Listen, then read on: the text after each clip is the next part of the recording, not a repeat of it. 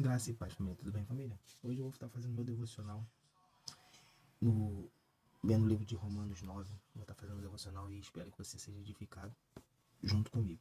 Romanos 9 diz assim, 9:1. Digo a verdade em Cristo, não minto, e a minha consciência confirma isso por meio do Espírito Santo. Sinto grande tristeza e tenho incessante dor no coração, porque eu mesmo desejaria ser amaldiçoado, separado de Cristo, por amor de meus irmãos, meus compatriotas segundo a carne, são israelitas. A eles pertence a doação, assim como a glória e as alianças, a promulgação da lei, o culto e as promessas. Deles são os patriarcas, também deles descende Cristo, segundo a carne, o qual sobre todos Deus, Deus bendito para sempre. Amém. E não pensamos que a palavra de Deus falhou, porque nem todos os israelitas são de fato israelitas, nem por serem descendentes de Abraão são todos filhos. Pelo contrário, por meio de Israel será chamada a sua descendência. Isto é, não são filhos da carne que são filhos de Deus, mas os filhos da promessa que são contados como descendência, porque a palavra da promessa está. A palavra da promessa é. A palavra da promessa é esta: porque esse tempo voltarei e sararei a terra um filho. Por esse tempo voltarei e sarará a terra um filho. Isso não aconteceu somente com ela, mas também com Rebeca. Ah, tá. Porque a palavra da promessa está: por esse tempo voltarei e Sara terá um filho. Isso também aconteceu não somente com ela, mas também com Rebeca, ao conceber de um só, de Isaac, nosso pai. E os gêmeos ainda não eram nascidos, nem tinham feito o bem ou o mal, para que o propósito de Deus, quando a eleição prevalecesse, não por obras, mas por aquele que chama. Quando foi dito a Rebeca, o mais velho será servo do mais novo, como está escrito. Amei Jacó, porém desprezei Esaú.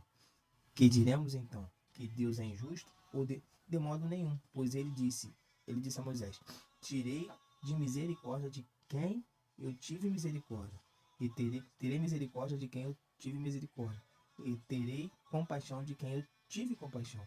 Assim, pois isto não depende de quem quer ou de quem corre, mas de Deus, de mas de Deus, que tenha misericórdia, porque a Escritura diz a Faraó: foi para isto mesmo que eu levantei, para mostrar em você o meu poder, para que o meu nome seja anunciado em toda a terra. Logo, Deus tem misericórdia de quem quer e também endurece a quem ele quer. Deus, ele tem misericórdia de mim. A misericórdia do Senhor, ela me alcança todos os dias. A misericórdia do Senhor, ela me alcança de manhã, de tarde, de noite. Se eu tenho um coração quebrantado ao Senhor, se eu tenho um coração que anseia todos os dias pela presença de Deus, a misericórdia dele me alcança. Mas se eu também estou com o coração endurecido, se eu estou com o coração voltado para as coisas do mundo e não para as coisas de Deus, a misericórdia do Senhor também me alcança. Mas não é porque a misericórdia do Senhor me alcança que isso me dá direito a pecar, me dá direito a não fazer a vontade dele. Pelo contrário, por Deus ser misericordioso por mim, por Deus ser misericordioso pela minha vida, por Deus ser misericordioso comigo, eu tenho que exercer cada vez mais a fidelidade e o amor que eu tenho por ele. Não tem como eu dizer que eu amo a Deus se eu não sirvo. Não tem como eu dizer que amo a Deus se eu não faço a vontade dele. Não tem como eu dizer que eu amo a Deus se eu não me coloco no centro da vontade dele. Não adianta eu querer só viver da misericórdia do Senhor, mas não me posicionar como um filho. Não adianta eu querer viver da misericórdia do Senhor e não me posicionar como um salvo. E não tem como eu me posicionar como salvo se eu não ando em santidade. Mas você vai me dizer por que Deus ainda se queixa. Por quem? Porque Deus ainda se queixa. Porque quem pode? Você vai me dizer, né? Aqui Paulo está dizendo, você vai me dizer porque Deus ainda se queixa. Pois quem pode resistir à sua vontade? Quem pode resistir à vontade de Deus? A vontade do Senhor é boa, perfeita e agradável, mas por incrível que pareça, muitos resistem ainda a essa vontade. Muitos decidem não fazer a vontade do Senhor. Muitos infelizmente, hoje decidem fazer o desejo do seu coração. Desejam fazer a sua vontade. Muitas das vezes nós queremos fazer, Deus tem algo bom para nós e nós escolhemos o caminho. Eu escolho o caminho que desagrada ao Senhor, porque eu quero fazer a minha vontade, eu quero fazer o meu querer, eu quero fazer o que está dentro do meu coração. E nem sempre o que está no meu coração agrada a Deus. Assim será. Assim será. O oleiro não tem direito sobre a massa para todo as... Vamos lá de novo. Será que o oleiro não tem direito sobre a massa para o mesmo barro fazer um vaso para honra e outro para desonra? Que diremos? Se Deus, querendo mostrar a sua ira e dar a conhecer seu poder, para dar a conhecer seu poder, suportou com muita paciência os vasos de ira preparados para destruição, a fim que também desse ao conhecer as riquezas da sua glória nos vasos de misericórdia, que de antemão preparou para a glória. Este vaso somos nós, a quem também chamou, não só dentre os judeus, mas também dentre os gentios, como também diz Osés: clamarei de meu povo ao que não era povo, e de amada a quem não era amada. E no lugar em que lhes foi dito, vocês não são meu povo, ali mesmo será chamado filhos do Deus vivo. Mas Isaías clama a respeito de Israel: ainda que o número de filhos de Israel seja como a areia do mar, o remanescente, e que será salvo, porque o Senhor cumprirá a sua palavra sobre a terra de forma plena em breve. Como Isaías disse: se o Senhor dos exércitos não nos tiver deixado descendência, nós nos teríamos tomado como Sodoma e semelhante a Gomorra. Quem diremos nós, então? Que os gentios que não buscavam a justiça vieram a alcançá-la, a saber, a justificação que decorre da fé, e que Israel, que busca a lei de justiça, não chegou a atingir essa lei? Por quê? Porque não a buscou pela fé, mas como que por obras tropeçam na pedra de tropeço, como está escrito: eis que ponho em Sião uma pedra de tropeço e a rocha de ofensa, aquela que nela crê não será envergonhado. Meus amados, Deus, ele nos chamou para cumprir o propósito dele. Mas nós só vamos conseguir cumprir, eu só vou conseguir cumprir o propósito de Deus, eu só vou conseguir fazer a vontade de Deus, eu só vou conseguir agradar o coração de Deus se eu estiver posicionado no centro da vontade dele. A vontade de Deus é boa, perfeita e agradável. Mas a vontade de Deus, ela só se cumpre na minha vida se eu me posicionar. Deus, ele é o oleiro, ele que faz o barro. E nós somos o barro. Nós somos o barro que vai se transformar num lindo vaso se nós permitirmos que o oleiro faça, que o oleiro trabalhe da forma que ele tem que trabalhar. Nem sempre a vontade do Senhor vai coincidir com a nossa. Nem sempre a vontade do Senhor vai coincidir com a minha. Nem sempre o que eu quero fazer vai agradar o coração de Deus. Mas se o que eu quero fazer, o que eu planejo, o que eu quero viver, não agrada o coração de Deus, que eu diminua, que a minha vontade cesse para que a vontade dele se cumpra sobre a minha vida. Porque mais vale eu viver a vontade de Deus, por mais que não seja a minha, do que eu viver a minha vontade, os meus prazeres, desagradar a Deus. O povo, quando saiu do Egito e foi para o deserto, o povo deixou de entrar na terra prometida porque eles não se posicionaram da forma que Deus queria. Porque eles decidiram, em vez de adorar a Deus, eles decidiram murmurar. Em vez de agradecer pela água que tinha, pelo alimento que tinha, pela provisão que tinha, quando tinha um pouco de falta, eles decidiram reclamar. Eles decidiram reclamar porque estava faltando. E é muito fácil nós nos perdermos em meio à murmuração, é muito fácil se perder em meio às coisas que desagradam. É muito fácil desagradar a Deus. Quando eu olho para a direita, quando eu olho para a esquerda, quando eu deixo de olhar para o alto, ou deixo de olhar para onde vem o meu socorro, que meu socorro vem do Senhor. Quando eu deixo de olhar para Deus e olho para as minhas vontades, quando eu deixo de olhar para Deus e olho para o que minha carne quer, eu desagrado a Deus.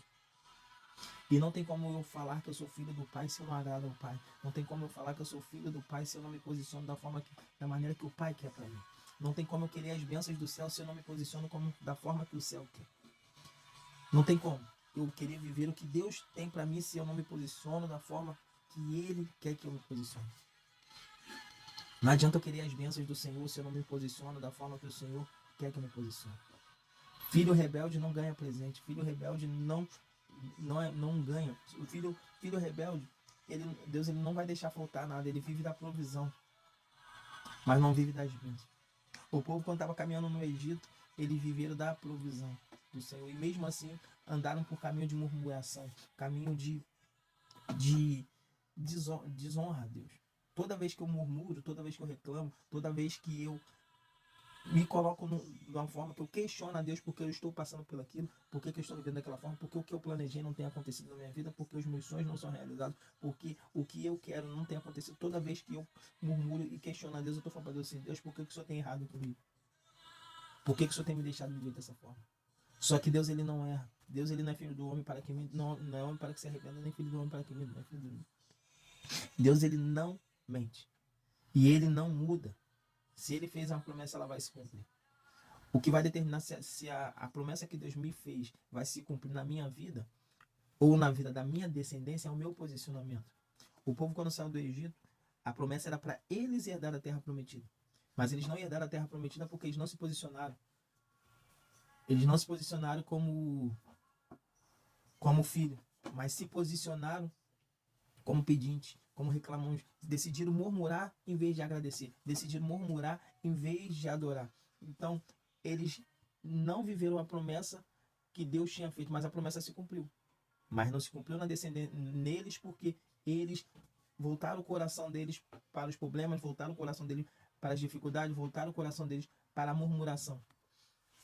Toda vez que eu murmuro pelo que tem acontecido na minha vida, eu falo para Deus que eu tenho sendo saudade da vida que eu tinha. Quando eu estava na vida passada, eu pedi a Deus para me tirar. Aí quando Deus me tira da mão de Satanás, quando Deus me tira da escravidão, quando Deus me tira do mundo de pecado e eu começo a enxergar as dificuldades que antes eu não enxergava, mas tinha, eu começo a murmurar com Deus porque eu estou passando pelaquilo. E quando eu faço isso, eu estou falando: Senhor, eu sinto saudade. Por que o Senhor me tirou de lá? Lá eu tinha isso, lá eu tinha aquilo, lá eu tinha uma vida melhor. Mas nada no mundo se compara com você viver um momento com Deus. A palavra de Deus diz que um dia em sua casa vale mais do que 1000 em qualquer outro lugar. Então, toda vez que eu questiono a Deus, eu reclamo a Deus, eu falo: Senhor, eu não quero viver contigo. Eu prefiro viver a vida que eu tinha antes. Então, que possamos viver o que Deus tem. As lutas, elas vão vir, as dificuldades, elas vão vir, as batalhas, elas vão vir. A palavra diz que no mundo tereis aflições. Jesus ele deixou bem claro: não vai ser fácil. Vai ter aflição, vai ter dificuldade. Não tem, se você ler a palavra todinha, a Bíblia do começo ao fim, você vai ver que quem veio antes de nós passou por lutas, passou por dificuldade, passou por guerra, passou por perseguições, passou por tribulações, passou por tudo. O que diferencia de quem está andando e quem está parado é a desistência e a persistência. Eu persisto em continuar caminhando em meio à luta, eu persisto em continuar caminhando em meio às guerras, eu persisto em continuar caminhando em meio às dificuldades, eu persisto em continuar caminhando em meio às dificuldades. Porque o que me movimenta não é o carro que eu quero, o que me movimenta não é a moto que eu quero, o que me movimenta não é o sonho que eu tenho, mas o que me movimenta é o Espírito do Senhor que eu carrego em mim. A vontade do Senhor é boa, perfeita e agradável. Se eu não viver nada que eu sonho aqui na terra, mas eu viver uma vida com Cristo e ao final dessa vida eu ir para morar com Ele, já valeu a pena tudo que eu vivi. Porque não adianta você ter mansão, não adianta você ter riqueza, não adianta você ter tudo e você não ter a presença. Não adianta você querer viver uma vida boa na terra sem Jesus. Não adianta você querer ter tudo e ao mesmo tempo não ter nada. Não adianta você ser rico financeiramente e ser pobre de espírito. Mais vale Jesus em mim do que a riqueza do mundo. Então que Deus ele possa nos alcançar, que Deus ele possa nos transformar, que Deus ele possa nos impactar e nos trazer uma realidade do céu. Que possamos viver uma realidade do céu e falar: Senhor, eis-me aqui para viver o que o céu tem para a minha vida. Eu sei que não vai ser fácil, eu sei que as lutas vão vir, eu sei que as dificuldades vão vir, eu sei que as batalhas vão vir, mas o que vai me determinar a minha vitória ou a minha derrota é a minha persistência em continuar lutando. A palavra já nos afirma que nós vamos, em Cristo Jesus nós somos mais do que vencedores. O cristão é o único povo que entra numa guerra sabendo o final dela. Se você sabe o final da guerra, se você sabe, Deus já te mostrou que você vai ser vencedor nessa luta que você está enfrentando. Então não desista, não pare. Porque a única pessoa que pode fazer você perder a luta que você está enfrentando é você. Porque Deus já falou que você é vencedor. Deus já falou que você é vencedor. Da mesma forma que Deus falou que o povo ia herdar a terra. Deus ele não mentiu, Deus ele não mente. Mas o posicionamento de fé vai determinar se eu vou vencer ou não.